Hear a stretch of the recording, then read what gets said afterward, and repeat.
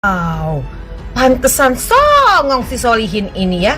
Ternyata backingannya ada Tito Karnavian, ada Krisnamurti pada waktu kasus itu. Tapi aneh juga ya, beberapa ahli yang sudah menyatakan bahwa Mirna itu meninggal bukan karena sianida.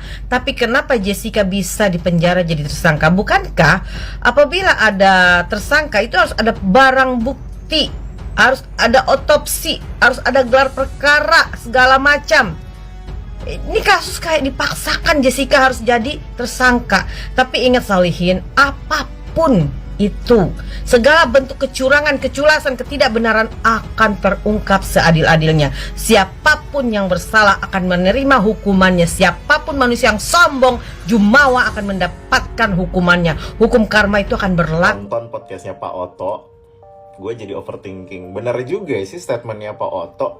Yang di kasusnya Jessica itu kan kasusnya di Cafe Olivier ya. Tapi ownernya Olivier tuh sama sekali nggak pernah diperiksa gitu. Jadi penasaran aja gitu, kenapa kok nggak diperiksa gitu. Jadi ini mungkin kalian bikin overthinking kalian juga nih, kita tonton bareng-bareng guys. Sampai sekarang tidak pernah diperiksa, diajukan di persidangan pemilik dari Oliver. Pak Oto tuh sebenarnya siapa sih ownernya Olivier Cafe gitu? Sampai sekarang itu masih kita juga nggak tahu siapa ownernya gitu. Karena kalau ada kasus-kasus kayak gitu tuh pasti yang pertama yang diperiksa itu ya si kafenya dan pemiliknya gitu. Kenapa itu bisa terjadi gitu? Lah itu kan ada CCTV dan lain-lain. Itu CCTV juga benar kata Pak Oto gitu. Nggak bisa diambil, nggak bisa dijadiin barang bukti tanpa seizin pemiliknya gitu. Nah masalahnya nih dari kasus itu pemiliknya nggak ke-expose gitu siapa pemiliknya si Olivier Cafe gitu. Jadi gue jadi overthinking juga gitu. Kalau di-compare sama kasus yang Pak Oto tadi compare tuh ya emang ada benernya juga gitu. Jadi ya gitu deh, masih banyak kejanggalan menurut kalian gimana? Udah nonton belum guys podcastnya Pak Oto Hasibuan sama Ray Utami? Di situ Pak Oto pertama kalinya menyatakan dan bertanya-tanya kenapa ownernya Cafe Olivier itu tidak pernah hadir di persidangan dan tidak pernah terlibat di persidangan kasusnya Jessica. Padahal dia adalah pemilik cafe yang harusnya terlibat. Karena di kasus-kasus yang lain namanya owner atau pemilik tempat pembunuhan itu harusnya mereka yang sangat-sangat terlibat dan bisa dijadikan saksi. Apalagi ini CCTV-nya juga kan harusnya izin dari ownernya. Itu adalah kejanggalan yang sampai sekarang tuh masih dipertanyakan. Dan juga Pak Oto itu mengatakan pada saat 70 menit setelah Mirna meninggal itu diperiksa, nggak ada loh sianida di dalam tubuhnya. Tapi kenapa di laporannya itu dia kena racun sianida? Ini juga yang sangat-sangat aneh. Ini tuh kayak sebuah kasus yang nggak ada tapi diada-adain gitu loh. Nggak ada bukti, nggak ada apa-apa tapi ngasih judul sendiri gitu loh. Menghilangkan barang bukti aja nggak boleh guys, tindak pidana, apalagi ini menciptakan barang bukti. Dan yang menghalang-halangi otopsi ini sih yang paling parah sih. Dokter Slamet ditanya itu nggak mengautopsi mayat loh. Dan katanya karena tidak diperbolehkan sama polisi.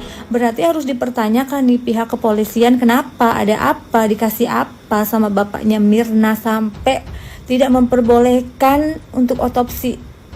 Itu sih kejanggalan-kejanggalannya yang harus banget diungkap karena ini kasus sangat aneh. Dan Pak Oto Hasibuan juga itu nggak bisa sendirian guys, kita juga harus ikut serta support terus dan up terus di kasus ini. Soalnya kalau sampai redup ya takutnya Pak Oto jadi sendirian gitu. Jadi kita tuh warga negara Indonesia tuh harus yang munculin berita ini terus gitu loh.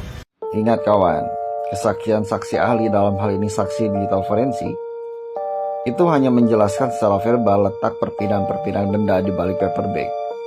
Lalu kenapa saksi tersebut tidak mampu mengilustrasikan secara visual dan perspektif atas? Nah, karena hal tersebut bisa disimpulkan bahwa saksi ahli tersebut hanya bisa berbicara tanpa bisa membuktikan letak. Segala sesuatunya hanya faktor menduga.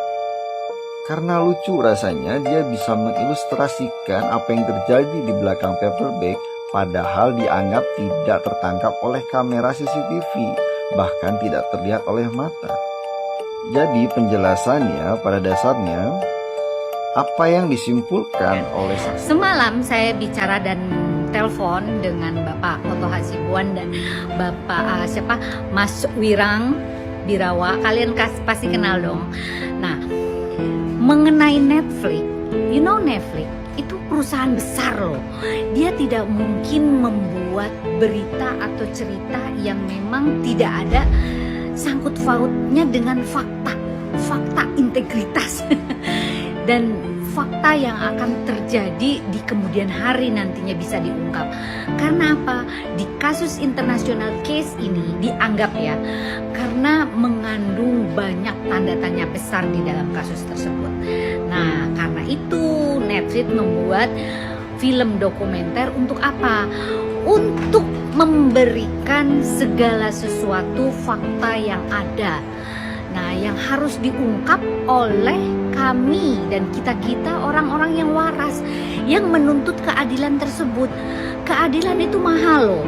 Bagaimanapun kejadian yang dulu ya, kita harus benar-benar membantu orang yang memang terintimidasi. Ini demi kesehatan mental. Siapapun yang ada di belakang kalian, saya bingung ya, kasus ini sudah diangkat tapi orang-orang yang berkompeten, artinya kepolisian lah, Kumham lah, atau apa itu Pak Jokowi barangkali, kok diem-diem aja ya? Apakah ini hanya karena mau pemilu makanya kasus Jessica ditutup? No. Kalian para netizen harus cerdas dan harus pintar. Jangan berhenti sampai di sini, karena bagaimanapun juga keadilan harus ditegakkan. Demi kesehatan mental, saya akan terus bersuara untuk mengungkap kasus apa yang sebenarnya terjadi. Pak Oto Hasibuan, Bang Oto, Mas Wirang Birawa, saya akan terus ada dengan kalian.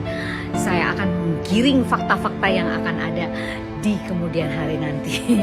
Dan fakta ini nyata adanya. Saya mungkin salah satu saksi hidup yang bisa memberikan keterangan. Tapi saya jangan jadikan saksi ahli ya, karena saya tidak mau banyak terlibat. Yang jelas fakta itu akan diungkap satu persatu oleh saya. Salam Lita